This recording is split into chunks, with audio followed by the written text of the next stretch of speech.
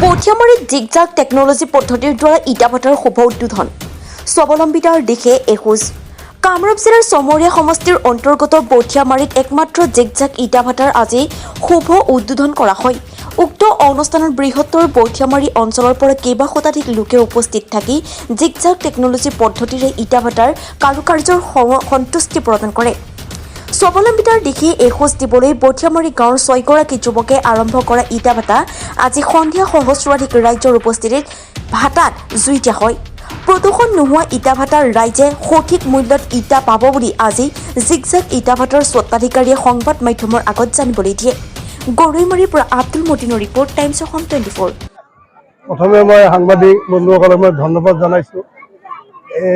এইটো হ'ল আমাৰ জইণ্ট এডভান্স ইণ্ডাষ্ট্ৰী জিগজাগ বুলি কয়। এইটো আমাৰ কামৰূপ ডিষ্ট্ৰিক্টত ভিতৰতে জিগজাগ ইটা ভাটা নাই, আমি এইটো প্ৰথম পালোঁ। এইটো আমাৰ 6জন নিবনুৱা শিক্ষিত যুৱকে এইটো আৰম্ভ কৰিছে। প্ৰথমে তেখেতসকলক মই বিগ ধন্যবাদ জনাইছোঁ। তাৰমানে এই ইণ্ডাষ্ট্ৰিটো বহুত অত্যাধুনিক হ'ব। ইয়াৰে যোনটো কাৰিকৰটো আনিছে আপোনাৰ বাহিৰৰ পৰা, ইউপিৰ পৰা। এইটো যোনটো ডকটো যোনটো বনোৱা হৈছে এইটো মুৰাদাবাদ বিহাৰৰ পৰা আনিছে। এইটো অসমৰ মানে এইটো বনাব নোৱাৰে। বেলেগ বেলেগ জেগাত যোনটো বনাইছে এতিয়া চাব আহিছে কেনেকৈ বনায়, সিহঁতে বুজিয়ে নাপায়। এইটো কেনেকৈ ধৰণৰ হৈছে, ইমান হেৰি হ'ব, হাই কোৱালিটি হ'ব, এইটো আমি ভাবিব পৰা নাই যে ইমান ভাল কোৱালিটি ইটা হ'ব। যেতিয়া ওলাব তেতিয়াহে আমি চাব পাৰিম যে কিমান উন্নত মানৰ এইটো ইটা হৈছে।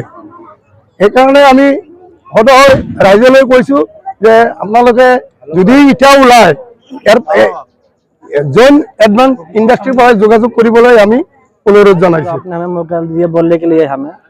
और सबसे मेन बात है कि जिगजैग भट्टा हवा भट्टा बनाने का हम काम करता है और मैक्सिमम 2022 से सरकार ने लागू कर दिया आसाम के अंदर का कोई भी भट्टा फिक्स भट्टा और ड्रम भट्टा नहीं चलेगा।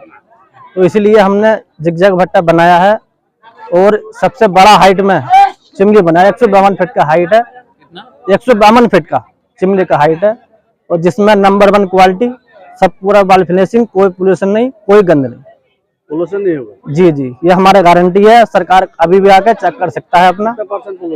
देखिए पोल्यूशन तो बिल्कुल नहीं होगा, एकदम बोगा धुआं निकलेगा, जिसको बोलता है वाइट, वो वाइट धुआं निकलेगा। जी जी जी जी हाँ, वो धुआं निकलेगा। जी जी, अगर जहाँ ब्लैक धुआं जाएगा तो वहाँ पोल्यूशन बनेगा। जितने ही भट्टा है कामरूप डिस्ट्रिक्ट के अंदर नंबर 1 भट्टा यही बनाया है। नंबर 1, जी जी नंबर 1। এইটো এটা নতুনকে তাৰমানে গভৰ্ণমেণ্টে এটা ৰুল বান্ধি দিছে যে যোন নতুন ইটা ভাটা যাৰ মাইনিং নাই, মাইনিং নোহোৱা ইটা ভাটা গভৰ্ণমেণ্টে এটা মানে ৰুল দিছে যে 5000 চিয়ামৰ ৰয়েলটি কাটিব লাগে। তো প্ৰেক্টিকেলি আহি সিহঁতে ফিটা লৈ জুখিছে যে 5000 চিএম আছে নে নাই। তো যদি কম আছে তোমালোকে অতি সোনকালে ফৰেষ্ট অফিচত আহা, 5000 চিয়ামৰ ৰয়েলটি লোৱা, তোমালোকে ভাটা চলাই থাকা যেতিয়ালৈকে তোমালোকৰ মাইনিং নহয়।